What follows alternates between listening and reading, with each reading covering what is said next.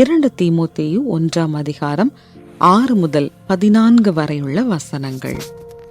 இது நிமித்தமாக நான் உன்மேல் என் கைகளை வைத்ததினால் உனக்கு உண்டான தேவ வரத்தை நீ அனல் மூட்டி எழுப்பி விடும்படி உனக்கு நினைப்பூட்டுகிறேன்.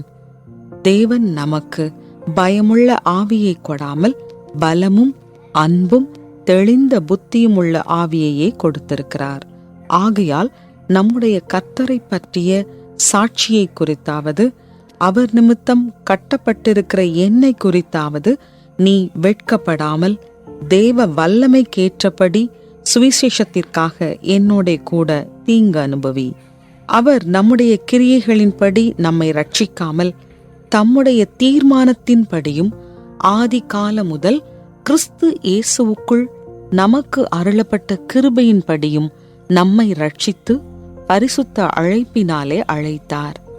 நம்முடைய இரட்சகராகிய இயேசு கிறிஸ்து பிரசன்னமானதினாலே அந்த கிருபை இப்பொழுது வெளிப்படுத்தப்பட்டது. அவர் மரணத்தை பரிகரித்து ஜீவனையும் அழியாமையையும் சுவிசேஷத்தினாலே வெளியரங்கமாக்கினார். அதற்கு நான் பிரசங்கியாகவும் அப்போஸ்தலனாகவும் புறஜாதியாருக்கு போதகனாகவும் நியமிக்கப்பட்டேன். அதிநிமித்தம் நான் இந்த பாடுகளை அனுபவிக்கிறேன். ஆயினும் நான் வெட்கப்படுகிறதில்லை.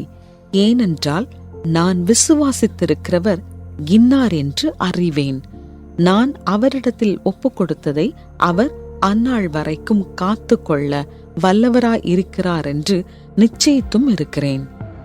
நீ கிறிஸ்து இயேசுவை பற்றும் விசுவாசத்தோடும் அன்போடும் என்னிடத்தில் கேட்டிருக்கிற ஆரோக்கியமான வசனங்களின் சட்டத்தை கை கொண்டிரு. உன்னிடத்தில் ஒப்புவிக்கப்பட்ட அந்த நற்பொருளை நமக்குள்ளே வாசம் பண்ணுகிற பரிசுத்த ஆவியினாலே காத்துக்கொள்.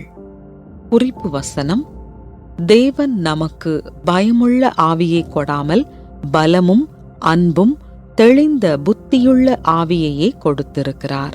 2 தீமோத்தேயு 1:7.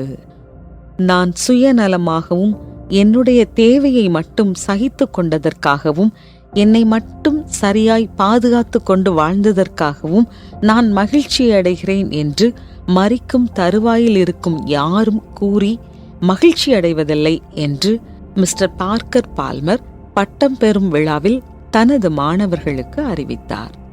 ஆகையால் திறந்த மனதுடன் கூடிய தயாள குணத்தை உலகிற்கு அர்ப்பணியுங்கள் என்று வலியுறுத்தினார். மேலும் பார்க்கர் தொடர்ந்து கூறும் பொழுது, இந்த வாழ்க்கை முறையை நீங்கள் தத்தெடுத்துக் கொள்வது என்பது உங்களுக்கு எவ்வளவு குறைவாய் தெரிந்திருக்கிறது என்பதையும் தோல்வியடைவது எவ்வளவு எளிது என்பதையும் கற்றுக்கொள்வதை குறிக்கிறது என்கிறார். இந்த உலகத்தின் சேவைக்காய் தன்னை அர்ப்பணிக்கிறவர்கள் அறியாத ஒரு பாதையில் மீண்டும் மீண்டும் விழுந்து மீண்டும் மீண்டும் எழுந்து மீண்டும் மீண்டும் கற்றுக்கொள்ளும் ஒரு சிறு பிள்ளையின் சிந்தையை பிரஸ்தாபப்படுத்த வேண்டும். இரக்கத்தின் அடித்தளத்தில் நம் வாழ்வு கட்டப்படும் போதுதான் அச்சமற்ற திறந்த இதயம் கொண்ட தாராள மனப்பான்மை போன்ற ஒரு வாழ்க்கையை தேர்ந்தெடுக்கும் தைரியத்தை காணலாம். பவுல் தனது உடன் ஊழியர் தீமோத்தேயுவுக்கு சொன்னது போல, தேவன் நமக்கு அளித்த கிருபை வரத்தை அனல் மூட்டி எழுப்பிவிட்டு தேவனுடைய கிருபையே நம்மை ரட்சித்து நோக்கமுள்ள வாழ்க்கை வாழ நமக்கு அழைப்பு விடுக்கிறது என்பதை அறிகிறோம். அவர் நம்முடைய சோதனைகளை மேற்கொள்ள பலமும் அன்பும் தெளிந்த புத்தியுமுள்ள ஆவியை நமக்கு கொடுக்கிறார்.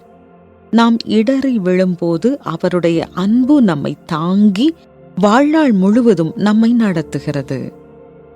பயந்து வாழ எது உங்களை தூண்டுகிறது? தேவனுடைய கிருபையும் வல்லமையும் அவருக்காக மிகவும் துணிச்சலாய் வாழ உங்களுக்கு எப்படி உதவுகிறது? அன்பான ஆண்டவரே, நாங்கள் பயந்து தோற்றுப்போன வாழ்க்கை வாழ வேண்டிய நிலை எங்களுக்கு இல்லாததால் உமக்கு நன்றி. உம்முடைய தைரியத்தில் சாய்ந்து கொள்ள எங்களுக்கு உதவி செய்யும். ஆமென்.